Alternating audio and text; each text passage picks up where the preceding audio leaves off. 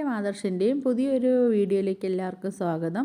അപ്പം നമ്മൾ അഭിയാണെങ്കിൽ അഭിയും ജലജയും കൂടെ നമ്മളെ നവ്യയെ മുൻനിർത്തിക്കൊണ്ട് കമ്പനിയുടെ GM സ്ഥാനം ഏറ്റെടുക്കുന്നുണ്ട് കേട്ടോ. നമ്മൾ നവ്യയാണെങ്കിൽ മുത്തശ്ശിയുടെ അടുത്ത് ചെന്നിട്ട് നയനെക്കുറിച്ച് കുറ്റം പറയുകയും കയർത്ത് സംസാരിക്കുകയും പിന്നെ എനിക്ക് വീട്ടിലൊരു സ്ഥാനമില്ലെന്ന് പറയുകയൊക്കെ ചെയ്തിട്ട് കണ്ണീരൊക്കെ ഒലിപ്പിച്ചിട്ടാണ് നമ്മളെ മുത്തശ്ശൻ്റെ അടുത്ത് മുത്തശ്ശിയുടെ അടുത്തൊക്കെ പറയുന്നത് കേട്ടോ. അങ്ങനെയാണ് നമ്മളെ നവ്യയാണെങ്കിൽ അഭിക്ക് വേണ്ടി ഈ ഒരു GM സ്ഥാനം നേടിയിരിക്കുന്നത്. പക്ഷേ മുത്തശ്ശന് അറിയാം അതൊരു അബദ്ധമാണെന്ന് അറിയാം. പിന്നെ അവൻ്റെ എല്ലാ കാര്യങ്ങളും എങ്ങനെ പോകുന്നു എന്നൊക്കെ നോക്കാൻ വേണ്ടിയും അബിയെ നിരീക്ഷിക്കാൻ വേണ്ടിയൊക്കെയാണ് മുത്തശ്ശൻ പിന്നെ ഇങ്ങനെ ഒരു തീരുമാനം മുത്തശ്ശനും എടുത്തിരിക്കുന്നത്. അങ്ങനെ നമ്മൾ അബിയാണെങ്കിൽ നവ്യയെ കരുവാക്കിക്കൊണ്ടാണ് അബി ഈ ഒരു സ്ഥാനത്ത് എത്തിയിരിക്കുന്നത്. പക്ഷേ അബിയുടെ ഉള്ളിലെ ചതിയൊന്നും നവ്യ അറിയാതെയാണ് അബിക്കൊപ്പം നിന്നിട്ട് എല്ലാം നേടിയെടുക്കാൻ വേണ്ടി നമ്മൾ നവ്യയെ ശ്രമിക്കുന്നത്. അങ്ങനെ അതിനുശേഷം നമ്മളെ നവ്യയാണെങ്കിൽ പിന്നെ നയനെയും ചന്തുമോളെയൊക്കെ കുറിച്ചിട്ട് ഇങ്ങനെ മുത്തശ്ശൻ്റെ അടുത്ത് കയർത്ത് സംസാരിക്കുന്നുണ്ട് കേട്ടോ. അപ്പം മുത്തശ്ശൻ പറയുന്നുണ്ട്, നീ ഇതിനു മുമ്പ് നിൻ്റെ ഭർത്താവിന് വേണ്ടി നീ വാദിക്കുകയൊക്കെ ചെയ്തു. പക്ഷേ ആ ഒരു സ്ഥാനം നിന്നെ ഓർത്തിട്ട് മാത്രമാണ് ഞാൻ അബിയെ ഏൽപ്പിക്കുന്നത്. പക്ഷേ നീ നയനയുടെയും ചന്തുമോളെയും കുറിച്ച് ഒരക്ഷരം പോലും എൻ്റെ അടുത്ത് വന്ന് മിണ്ടിപ്പോകരുത്. പ്രത്യേകിച്ച് ചന്തുമോളെ കാര്യമാകുമ്പോൾ ഞാൻ എങ്ങനെ തന്നെ പ്രതികരിക്കുമെന്ന് എനിക്ക് തന്നെ അറിയില്ല. അങ്ങനെ മുത്തശ്ശൻ നമ്മളെ നവ്യയെടുത്ത് പറയുന്നുണ്ട്, ഇനി നീ ചന്തുമോളെയും നയനയെയും കുറിച്ച് കുറ്റം പറയാൻ വന്നാൽ ചിലപ്പം അബിക്ക് തന്ന GM സ്ഥാനം പോലും ഇനി ഉണ്ടാവില്ല എന്ന് പറയുന്നുണ്ട്. അപ്പോഴത്തേക്ക് നവ്യ ചിന്തിക്കുന്നുണ്ട്, എന്തായാലും തൽക്കാലം ഒന്നും ഇപ്പോൾ പറയാനൊന്നും പോകണ്ട. എന്തായാലും അബിക്ക് ഇതുവരെയ്ക്കും ഒരു സ്ഥാനവും ഒരു കമ്പനിയുടെ സ്ഥാനവും ഒന്നും അബിക്ക് ഇതുവരെയ്ക്കും കൊടുത്തിട്ടില്ലായിരുന്നല്ലോ. എന്തായാലും ഒരു കമ്പനിയുടെ GM സ്ഥാനം എന്തായാലും അബിക്ക് കൊടുത്തിട്ടുണ്ടല്ലോ. എന്തായാലും അത് തന്നെ ഇപ്പോൾ ഒരു വലിയ ആശ്വാസം എന്നൊക്കെ നവ്യ ഇങ്ങനെ ചിന്തിക്കുകയാണ്. എന്നിട്ട് നവ്യ ഇങ്ങനെ ചിന്തിക്കുന്നുണ്ട്, എന്തായാലും ഞാൻ എൻ്റെ വരുതിക്ക് പയ്യെ മുത്തശ്ശനെ കൊണ്ടുവരും. അങ്ങനെ എൻ്റെ അനിയത്തി മാത്രം എന്നെ വെറുപ്പിച്ചിട്ട് എൻ്റെ അനിയത്തി മാത്രം ഇവിടെ സുഖിച്ച് ജീവിക്കേണ്ട. എൻ്റെ മോനിക്ക് ഇവിടെ ഒരു സ്ഥാനം കൊടുക്കാതെ അങ്ങനെ വേറൊരു കുട്ടിക്ക് ഇവിടെ ഒരു സ്ഥാനം കൊടുക്കാൻ ഞാൻ അനുവദിക്കില്ല എന്തായാലും. അങ്ങനെയൊക്കെ നമ്മൾ നവ്യ തീരുമാനിക്കുക കേട്ടോ. അങ്ങനെ പിന്നെ കുറേ ദിവസങ്ങളൊക്കെ ഇങ്ങനെ കഴിഞ്ഞ് പോകുന്നു. GM സ്ഥാനത്ത് നമ്മൾ അബി ഇങ്ങനെ പൊയ്ക്കൊണ്ടിരിക്കുകയാണ്. അങ്ങനെ ഇടയ്ക്കിടയ്ക്ക് നമ്മൾ മുത്തശ്ശൻ്റെ കണ്ണിൽ ഇങ്ങനെ ചെറിയ ക്രമക്കേടുകളൊക്കെ ഇങ്ങനെ മുത്തശ്ശൻ്റെ കണ്ണിൽ ഇങ്ങനെ പെടുന്നുണ്ട്. അങ്ങനെ മുത്തശ്ശനാണെങ്കിൽ മുത്തശ്ശിയെടുത്ത് പറയാണ്, ആദർശ് മോൻ്റെ കയ്യിലായിരുന്നപ്പോഴത്തേക്ക് ആ കമ്പനി നല്ല ഉയരത്തിലായിരുന്നു പൊയ്ക്കൊണ്ടിരുന്നത്. പക്ഷേ ഇപ്പം അവിടെ കുറച്ച് പൈസയുടെ പ്രശ്നങ്ങളൊക്കെ ഇങ്ങനെ കാണുന്നുണ്ടെന്നൊക്കെ പറയുകയാണ്. എന്നിട്ട് സ്വർണത്തിൻ്റെ മൂല്യത്തിലൊക്കെ കുറച്ച് പ്രശ്നങ്ങളൊക്കെ വരുന്നുണ്ടെന്നൊക്കെ ഇങ്ങനെ പറയുന്നുണ്ട്.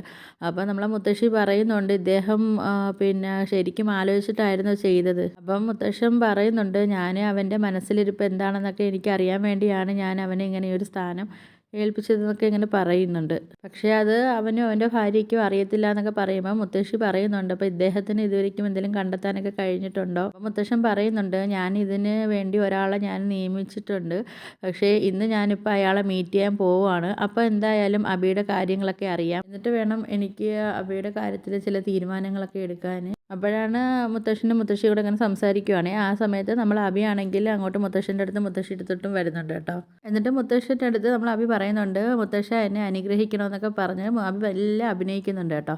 എന്നിട്ട് പിന്നെ അബി പറയുന്നുണ്ട്, മുത്തശ്ശ ഞാനിപ്പം വന്നതിന് ശേഷം ഇപ്പം അവിടെ നല്ല കമ്പനിയിൽ നല്ല മാറ്റങ്ങളൊക്കെ വന്നിട്ടുണ്ടല്ലോ എന്നൊക്കെ പറയുകയാണ്. മുത്തശ്ശനത് ബോധ്യമായല്ലോ, ഇപ്പോൾ ഒരുപാട് പ്രോഫിറ്റൊക്കെയാണ് അവിടെ വന്നുകൊണ്ടിരിക്കുന്നത് എന്നൊക്കെ ഇങ്ങനെ പറയുക കേട്ടോ. അപ്പോൾ നമ്മളെ മുത്തശ്ശൻ പറയുന്നുണ്ട്, ആ പ്രോഫിറ്റ് എന്താണെന്നൊക്കെ നീ എനിക്ക് മനസ്സിലാക്കി തരണം, നീ അതെനിക്ക് കാണിച്ചൊക്കെ തന്നിട്ട് നീ എനിക്കതൊക്കെ ഒന്ന് പറഞ്ഞ് മനസ്സിലാക്കി തരണമെന്നൊക്കെ മുത്തശ്ശൻ ഒരുമാതിരി ആക്കി പറയുന്നുണ്ട്. അങ്ങനെ നമ്മൾ അബി ഇങ്ങനെ ചിന്തിക്കട്ടെ, ഇയാൾക്ക് ഞാൻ എന്ത് പ്രോഫിറ്റാണ് കാണിച്ചു കൊടുക്കുക, അതിനെക്കുറിച്ചൊന്നും എനിക്കറിയില്ല, അതിനെക്കുറിച്ചൊന്നും ഇപ്പോൾ ചിന്തിക്കേണ്ടെന്നൊക്കെ പറഞ്ഞിട്ട് നമ്മൾ അബിയാണെങ്കിൽ മുത്തശ്ശൻ്റെ അനുഗ്രഹമൊക്കെ വാങ്ങിച്ചിട്ട് ഓഫീസിലേക്ക് പോകുന്നുണ്ട്. അങ്ങനെ അബി പോയതിന് ശേഷം നമ്മൾ മുത്തശ്ശനാണെങ്കിൽ അബിയെ നോക്കാൻ വേണ്ടി ഏൽപ്പിച്ച ആളെ പോയി കാണുന്നുണ്ട് കേട്ടോ. കണ്ടിട്ട് ഇതുവരെയ്ക്കും മുത്തശ്ശൻ അബി ഏൽപ്പിച്ചിട്ടുള്ള എല്ലാ കാര്യങ്ങളിലും ചെക്ക് ചെയ്ത് നോക്കിയപ്പോഴത്തേക്ക് ഒരുപാട് ക്രമക്കേടുകളൊക്കെ കാണുന്നുണ്ട്. അങ്ങനെ ചെക്ക് ചെയ്തൊക്കെ നോക്കുന്ന സമയത്താണെങ്കിൽ കോടികളുടെ കണക്കാണ് കേട്ടോ അതിനകത്ത് നഷ്ടമായിട്ട് കാണിക്കുന്നതൊക്കെയും.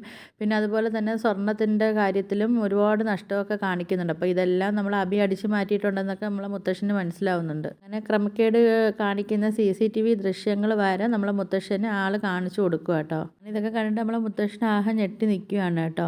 എന്നിട്ട് മുത്തശ്ശനാണെങ്കിൽ നേരെ നമ്മൾ അബിയുടെ അടുത്തേക്കല്ല, അബിയുടെ ഭാര്യയുടെ അടുത്തേക്കാണ് നമ്മളെ മുത്തശ്ശൻ പോകുന്നുണ്ട്. അങ്ങനെ നമ്മളെ മുത്തശ്ശൻ അറിഞ്ഞ കാര്യങ്ങളെല്ലാം നമ്മളെ നവ്യയെടുത്ത് പറയുമ്പോഴത്തേക്ക് നവ്യ പറയും, മുത്തശ്ശൻ പറയുന്നത് ഞാൻ വിശ്വസിക്കില്ല. കാര്യം വെച്ചാൽ അബി ഇപ്പം നല്ല രീതിയിലാണ് പോകുന്നത്, എന്നെയും പോനെയൊക്കെ നല്ല രീതിയിൽ നോക്കുന്നുണ്ടെന്നൊക്കെ പറയുകയാണേ. കമ്പനിയും നല്ല രീതിയിലാണ് പോകുന്നത്. ഇത് ഇപ്പം ആദർശ് ഏട്ടനോ അല്ലെങ്കിൽ എൻ്റെ അനിയത്തി എന്ന് പറയുന്ന അവളോ കാണും മുത്തശ്ശൻ എരിപിരി കയറ്റി തന്നതാണെന്ന് പറയുമ്പോഴത്തേക്ക് മുത്തശ്ശൻ പറയുന്നുണ്ട് അതിൻ്റെ ആവശ്യമൊന്നും അവർക്കില്ല. നമ്മളെ മുത്തശ്ശൻ പറയുന്നുണ്ട്, ഞാൻ ആരും പറഞ്ഞാലൊന്നും ഞാൻ വിശ്വസിക്കത്തില്ല, അത് നിനക്കറിയുന്ന കാര്യങ്ങളല്ലേ, തെളിവുകളുണ്ടെങ്കിൽ മാത്രമേ ഞാൻ വിശ്വസിക്കത്തുള്ളൂ, ഇതാ നോക്ക് ഞാൻ കൊണ്ടുവന്ന തെളിവുകളാണ്, നീ ഇത് നോക്കുന്നൊക്കെ പറയുക. അങ്ങനെ അതൊക്കെ നോക്കുന്ന സമയത്ത് നമ്മളെ നവ്യയാണെങ്കിൽ ആകെ കണ്ടിട്ട് ഞെട്ടിത്തെറിച്ചൊക്കെ നിൽക്കുകയാണ് കേട്ടോ.